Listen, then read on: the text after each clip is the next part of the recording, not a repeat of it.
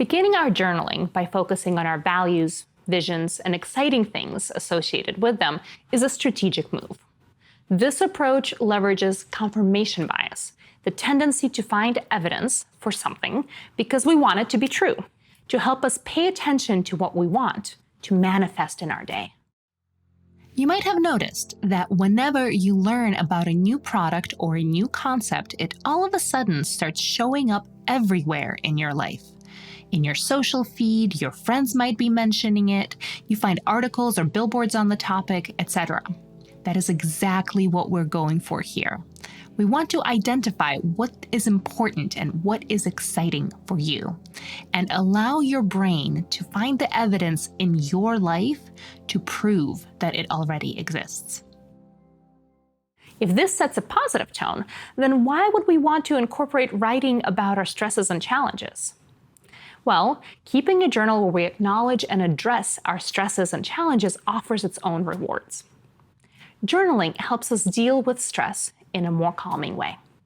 The amygdala, the part of the brain that takes over when we feel threatened or unsafe, is involved in our daily stresses to varying degrees.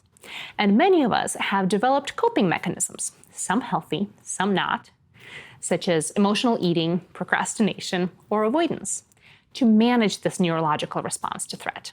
Journaling is a healthy practice. On a cognitive level, thinking about what might disrupt our flow and harmony during the day forces us to organize our experiences into a sequence. This allows us to examine cause and effect and form a coherent solution while in a calm, non-threatened state. For example, if you know that you're going to be seeing a person who can sometimes make offensive comments or invalidate your feelings, there's a chance that this will happen again today. So, while you're safe and comfortable on your couch, thinking through how you can bring your best self to that hypothetical situation makes it easier to recognize the trigger, in this case an offensive comment, and plan how you'd like to handle it. On an emotional level, the act of journaling in a calm and safe space, whether it's your couch, your bed, or your desk, where you've just written about your truths and visions and the things you're excited about for the day, this helps you calmly tap into all the resources available to deal with tough situations.